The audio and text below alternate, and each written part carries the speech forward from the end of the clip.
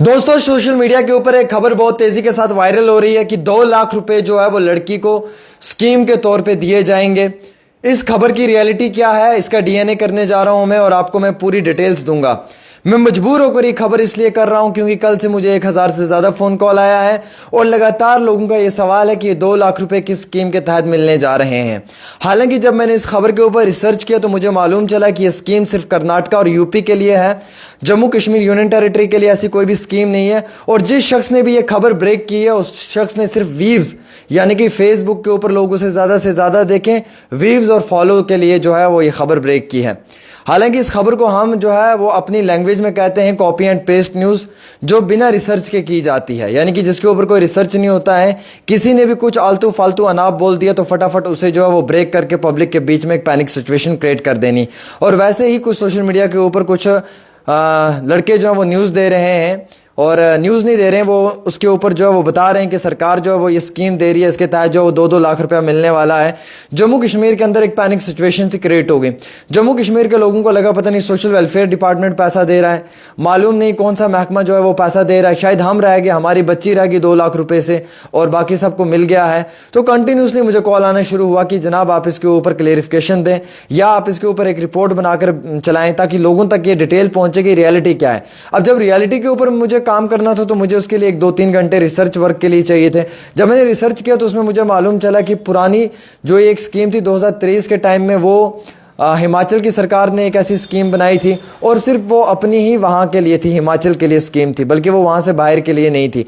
फिर उसके बाद यूपी में एक ऐसी स्कीम बनाई गई और जिस स्कीम का ये नाम ले रहे हैं ये दोनों स्कीम्स जो हैं ये कर्नाटक और यूपी के अंदर जो वहाँ की इंतज़ामिया है, जो वहाँ की मिनिस्ट्री है, उनकी जानिब से क्रिएट की गई हैं। हालांकि इस स्कीम का कोई जम्मू कश्मीर के साथ लेना देना नहीं है। इस स्कीम के तहत किसी भी जम्मू कश्मीर के आम शहरी को कोई फ़ायदा या मुफाद नहीं मिलने वाला है।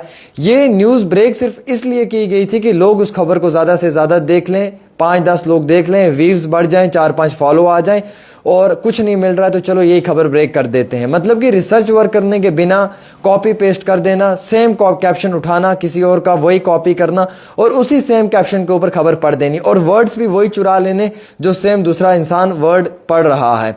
तो यानी कि इससे नुकसान होता है। एक गलत खबर क्रिएट करने की वजह से बहुत बड़ा नुकसान हो सकता है। लोगों के अंदर एक पैनिक सिचुएशन क्रिएट हो जाती है।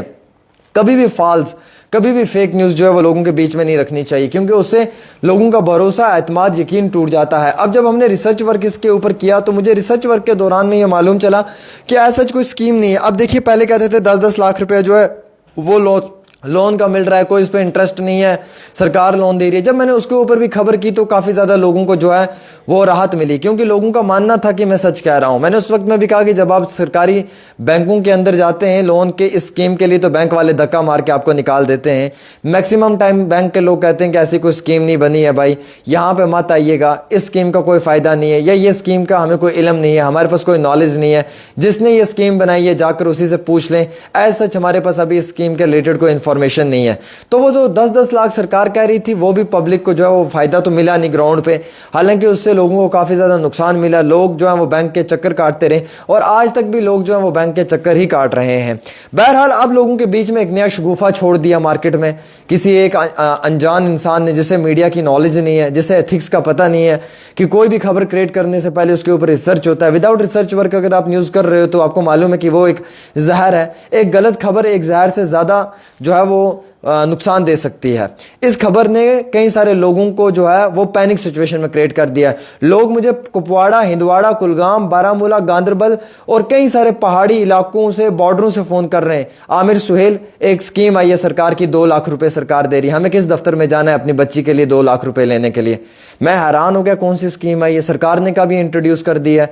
मेरी तो नज़र रहती है सरकार के हर प्रेस रिलीज के ऊपर, मैं तो डिपार्टमेंट ऑफ इंफॉर्मेशन से लेकर डिपार्टमेंट के हर स्कीम के ऊपर नज़र रखता हूँ। तो मैं मजबूर हुआ, मैंने रिसर्च किया इसके ऊपर। जब मैंने रिसर्च किया तो मुझे मालूम चला कि जिस शख्स ने खबर की है उसे मालूम ही नहीं है कि ये किस स्टेट के लिए, ये किस यूनियन टेरिटरी के लिए है। वो कर्नाटका की, यूपी की स्कीम है कोई पुरानी, उसको लाकर आज इंट्रोड्यूस जम्मू कश्मीर में करवा रहा है। अब न्यूज़ तो मिलती नहीं है, इस तरीके की गैर मौजूदगी में जो है वो गलत न्यूज़ों को जो है वो बाजार में फैला दिया जाता है और जिसकी वजह से 1 2 4 10 नहीं बल्कि हज़ारों की तादाद में आम शहरियों को जो है वो नुकसान होना शुरू हो जाता है। अब आप देख लीजिएगा इस 2-2 लाख रुपए वाली स्कीम लड़कियों को फ़ायदा मिल रहा है, इसकी वजह से कितने सारे लोग जो हैं वो टेंशन में आ गए, कितने सारे लोग जो हैं वो इस वक्त परेशानी के अंदर हैं। कई सारे लोग घरों से निकलकर सोशल वेलफेयर की दफ्तर रुक कर चुके हैं, पैदल मार्च कर रहे हैं, जी हम चले सोशल वेलफेयर के दफ्तर में, क्या पता हमारी बेटी के नाम पर भी स्कीम आ जाए। तो ये एक सेंटिमेंटल जो गलत प्रोपोगंडा क्रिएट किया जाता है, ये ठीक नहीं रहता है। अगर आपको इल्म नहीं है तो आप मालूम कर लें। अब मैं खबर पढ़ रहा हूं, मैंने कई बार देखा लड़कों को कि वो मेरी खबर कॉपी कर लेते हैं। कश्मीर का एक लड़का मैंने देखा कि वो बहुत ज़्यादा मेरी खबरों को कॉपी करता है, पेस्ट करता है, सेम कैप्शन के साथ वो वही खबर करता है और कई बार मैं गलत पढ़ देता हूं। मुझे खुदा की कसम सच कह रहा हूं, मैं कई बार खुद न्यूज़ गलत पढ़ देता हूं क्योंकि रिसर्च पूरा नहीं होता है, वो भी वही पढ़ देता है। फिर मुझे मजबूरन कई बार खुद के ऊपर भी ये शर्मिंदगी महसूस होती है कि भाई मैंने तो गलत खबर पढ़ दी है, मैंने तो अपने न्यूज़ चैनल से डिलीट कर दिया, या ये गलत खबर थी, मुझे नहीं करनी चाहिए थी। हो जाता है मिसअंडरस्टैंडिंग, लेकिन वो लोग मुझे देखकर भी कॉपी कर लेते हैं। तो मैं गुजारिश करूंगा इन तमाम अपने भाइयों से कि खुदा के लिए रिसर्च करें, रिसर्च बहुत इंपॉर्टेंट है। आप ये मत देखें कि आमिर सोहेल ने खबर कर दी है तो बस वो ठीक बोल रहा है, मैं भी गलत बोल सकता हूं। लेकिन मैंने कल जो ये खबर देखी मैं बड़ा हैरान हुआ और मुझे अपनी जगह बड़ा ये कुछ समय के लिए ये लगा कि यार हम लोग किस दिशा में जा रहे हैं, हम तो लोगों के जज्बात के साथ खेल रहे हैं।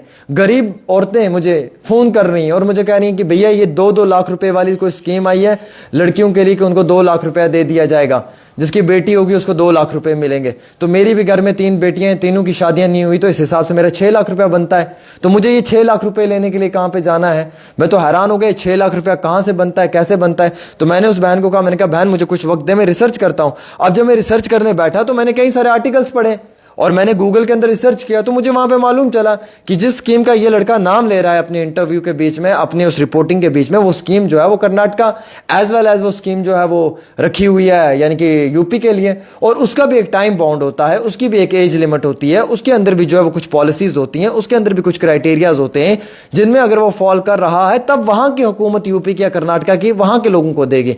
जम्मू कश्मीर में ऐसा चीज कहीं पे है ही नहीं है। अब यहां पे ये स्कीम का इंट्रोड्यूस करने का मकसद क्या है? अब मुझे ये बात पहले बताएं, इस न्यूज़ को यहाँ पे करने का क्या मकसद है? इसका मकसद ये है कि यार यहाँ के लोगों के अंदर पैनिक सिचुएशन क्रिएट करनी है। ऐसे अगर आप ये पैनिक सिचुएशन क्रिएट कर रहे हैं तो who is responsible for that? इसके लिए कौन रिस्पॉन्सिबल है? इसके लिए तो वही रिस्पॉन्सिबल है जिसने इस तरीके की गलत ये खबर चलाई है। अब मैक्सिमम लोग मुझे बोल रहे हैं भाई कि ये कहाँ की स्कीम है, कैसे स्कीम है? तो मैंने रिसर्च किया, मैंने खुद पढ़ा कि यार इस तरीके की खबर को चलाना बिल्कुल गलत है। रिसर्च करना ज़रूरी है, हर जर्नलिस्ट से गलतियां होती हैं, मुझसे 1 लाख गलती होती है, मैं खुद एक्सेप्ट करता हूँ। 1 लाख से भी ज़्यादा 1 करोड़ गलतियां होती हैं, लेकिन मैं रिसर्च करता हूँ, ये मेरी सबसे बेस्ट क्वालिटी है। मैं ऐसा इंसान नहीं हूँ कि कोई भी खबर पढ़ेगा मैं पीछे से कॉपी करूँगा और पेस्ट करूँगा। मतलब आमिर सोहेल ने खबर पढ़ ली, फटाफट उसी की खबर को कॉपी किया, डाला तो लाइव शुरू कर दिया ताकि मुझे लोग देखेंगे, व्यूज बढ़ेंगे। इससे नुकसान होता है। अगर यही हाल मेरा होता तो शायद आज 1 मिलियन 10 लाख लोग मेरे फॉलोवर्स ना होते। यही अगर हाल मेरा होता तो शायद इंस्टाग्राम पे मुझे लाखों लोग फॉलो ना कर रहे होते। रीजन ये होता है कि अपनी क्रेडिबिलिटी होती है। मेरे एक बड़े अजीज दोस्त हैं वादी कश्मीर के, रिफत अब्दुल्ला, बहुत अच्छे सीनियर जर्नलिस्ट हैं, वो मेरे बच्चे भाई हैं, वो बड़ी अच्छी बातें कहते हैं कि ये जो आज चल रहा है ना, ये बड़ा गैर कानूनी तरीके से चल रहा है, बिना रिसर्च के, बिना आलतू फालतू का जो भी मन में आते हैं पढ़ देते हैं, और उसकी वजह से पब्लिक के अंदर जो है वो एक बड़ा गलत तरीके का पैगाम जाता है, एक बड़ा गलत तरीके का मैसेज जाता है जो कभी भी नहीं जाना चाहिए लोगों के बीच में। लोग हम पे यकीन करते हैं, एतमाद करते हैं, भरोसा करते हैं, हम लोगों के रिप्रेजेंटेटिव हैं, हम उनकी आवाज़ हैं, हम उनकी वॉइस हैं। हम इस तरीके से गलत प्रोपोगंडा, गलत खबर चलाना शुरू कर देंगे तो ये तो सही नहीं रहेगा ना। अब ये स्कीम के हवाले से मैं आपको बताना चाहूँगा, स्कीम का जम्मू कश्मीर के साथ कोई लेना देना ही नहीं है दूर दूर तक का। हालांकि कई सारी रिसर्च मैंने पढ़ी है, उनके बीच में मैंने देखा कि इसके साथ कोई मौक़िफ़ ही नहीं है, कोई एजेंडा ही नहीं है। ये कर्नाटका की स्कीम है, वो वहाँ की हुकूमत इंट्रोड्यूस कर रही है, देन फिर उसके बाद यूपी में इंट्रोड्यूस करने की कोशिश की गई, और एज सच कई सारे न्यूज़ चैनल्स ने कहा कि इस तरीके की जो खबरें चलाई जाती हैं गवर्नमेंट ऑफ इंडिया इन्हें कंडेम करती है टोटली सिरे से, और फैक्ट चेक के तहत अगर देखा जाए तो ये खबरें एग्जिस्ट ही नहीं करती हैं, ये कहीं पे यानी कि ग्राउंड पे है ही नहीं है। तो आप ये देख लीजिए कि ये बिल्कुल रिसर्च वर्क के बिना जो है गलत तरीके की चीज़ें जो हैं वो लाई जाती हैं। और वैसे मैं आपको ये बताना चाहूँगा कि कल मैंने अपडेट दी थी, मैंने कहा था कि बारिश होगी, यानी कि आज 11 तारीख का मैंने कहा 10 तारीख के बाद यानी कि आज दोपहर के बाद जो है वो कश्मीर में बारिशें होंगी 11-12 को। तो मेरी वो जो कल की न्यूज़ है उसके मुताबिक जो है वो आज शाम से या कल सुबह से जो है वो वादी कश्मीर के अंदर बारिशें भी तेज़ हो सकती हैं, तेज़ तरार बारिशें भी हो सकती हैं। तो जो मेरे पास MET की गाइडलाइन आई थी मैंने वो पढ़कर आपको सुनाई थी। जो MET का प्रेस नोट आता है मैं वही पढ़कर सुनाता हूँ, जो हुकूमत या जो वहाँ से डिपार्टमेंट से आता है मैं वही पढ़ के सुनाता हूँ। मैं अपने घर का कोई भी अलग चीज़ नहीं पढ़ता हूँ जिसमें कोई गलत चीज़ हो, ठीक है। और दूसरी बात यह कि अब ये जो स्कीम है इस स्कीम के हवाले से इट्स वेरी क्लियर कि जनाब ये स्कीम यहाँ पे इंट्रोड्यूस नहीं होती है। और इसीलिए तो कई सारे लोग जो हैं वो ये कहते हैं कि जनाब या अब मीडिया के ऊपर भरोसा करना, यकीन अल्लाह की कसम यकीन मानो, मुझे कई बार लोग पूछते हैं कि आप जर्नलिस्ट हो, मैं इनकार कर देता हूँ। मालूम है क्यों? इसलिए इनकार कर देता हूँ कि लोगों का हम पे से भरोसा उठ रहा है, हम लोगों का स्टैंडर्ड गिर रहा है, हम लोगों का कोई स्टैंडर्ड ही नहीं रहा है। मैं ओपनली कहता हूँ, मेरे जैसा बंदा कभी किसी को नहीं मिलेगा। मैं ओपनली कहता हूँ कोई स्टैंडर्ड ही नहीं रहा है, ज़ीरो स्टैंडर्ड पे पहुँच गई है पूरी। क्यों? इसलिए क्योंकि झूठ बोला जाता है, अफवाहें फैलाई जाती हैं, शगुफ़े छोड़ दिए जाते हैं मार्केट में, बिना रिसर्च के काम होता है, बिना जो है वो प्रॉपर वर्कआउट के काम होता है। जब तक आप रिसर्च नहीं करेंगे, पढ़ेंगे नहीं, लिखेंगे नहीं, बोलेंगे नहीं, क्या फ़ायदा है यार? कॉपी करके अगर न्यूज़ ही देनी है तो उस न्यूज़ का क्या फ़ायदा? अब 2 लाख वाली स्कीम के ऊपर लोगों को इतना परेशान कर दिया, लोगों को इतना टेंशन में डाल दिया। लोग मुझे फ़ोन कर रहे हैं, 1000 फ़ोन मुझे आ गया, मुझे इतना मजबूर किया लोगों ने कॉल कर करके मुझे पर्सनली, फिर ये खुद रिसर्च करके इसके ऊपर खबर करने की ज़रूरत पड़ी। अदरवाइज़ मैं ऐसी खबरें करता ही नहीं हूँ। आपको पता है कि मेरी बड़ी रेलिवेंट सी खबर होती है, मैं दिन में 2 या 4 खबरें करता हूँ, बड़ी जेन्युइन और सही खबरें करता हूँ, कोई यहाँ वहाँ की खबरें नहीं करता हूँ। और ज़्यादातर मेरे जो इंटरव्यूज़ होते हैं वो पॉलिटिकल लीडरों के साथ होते हैं। लेकिन ये जब शगुफ़े छोड़ दिए जाते हैं मार्केट में, हवा में, व्यूवरशिप के लिए, व्यूज़ के लिए, फॉलो लेने के लिए, तो फिर इनसे नुकसान होता है। और नुकसान इस किस्म का होता है कि आम शहरी को जो है वो काफ़ी ज़्यादा परेशानी और टेंशन में आना पड़ता है। फिलहाल मैं उम्मीद रखता हूँ दोस्तों कि आप इस वीडियो को शेयर करोगे और आप अपनी राय दोगे। ये स्कीम का अभी फिलहाल यहाँ पे कोई लेना देना नहीं है, इसलिए आप इस स्कीम को लेकर बिल्कुल भी पैनिक ना हो जाए। ये स्कीम कर्नाटका के साथ वाबस्ता है और उसके साथ साथ जो है वो यूपी के हुकूमत की जानिब से इसे इंट्रोड्यूस किया गया था। वो भी कुछ क्राइटेरिया हैं, कुछ लिमिटेशंस हैं, कुछ एलिजिबिलिटीज़ हैं जिनको मद्देनज़र रखते हुए ये वहाँ पे हुआ है। बाकी यहाँ पे इस तरीके की कोई चीज़ नहीं है। और रियलिटी की खबरें मैं आपके सामने पढ़ के सुनाता हूँ, इसलिए आप मुझ पर यकीन करते हैं और मैं शुक्रिया अदा करता हूँ कि आप लोग इतना मुझ पर भरोसा करते हैं। बाकी जो ये खबरें आती जाती रहती हैं पाइदल न्यूज़, इन पर ज़्यादा विश्वास मत किया करें क्योंकि यही आपको पैनिक सिचुएशन में डाल देती हैं। इसलिए मैं क्लियर कर रहा हूँ कि ऐसी स्कीम का यहाँ से कोई लेना देना नहीं है। ये स्कीम कर्नाटका यूपी के साथ जुड़ी हुई है और अभी तक हुकूमत की जानिब से इस तरीके की कोई भी यहाँ पे किसी भी महकमे में इंट्रोड्यूस नहीं की गई है। फिलहाल एक छोटी सी रिपोर्ट आमिर सुहेल के साथ।